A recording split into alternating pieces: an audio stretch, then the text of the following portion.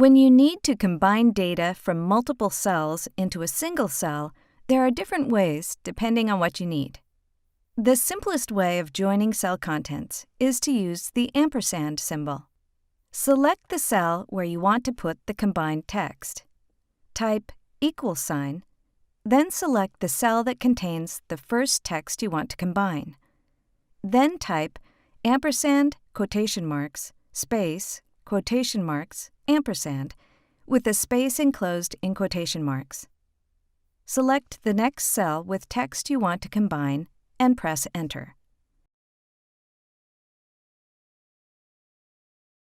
Instead of the ampersand, you can also use the CONCAT function. Select the cell where you want your combined data to be. Type =CONCAT, open parenthesis, and then select the cell with the data you want to combine first.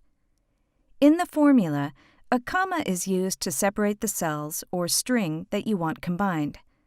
To add a space between the string, include a space enclosed in quotation marks. If you need something different than a space, add whatever text you want between the quotation marks. You can make your formula as simple or complicated as you want. Close your formula with a parenthesis and press Enter. Now you can duplicate that formula to other cells and quickly combine a lot of data.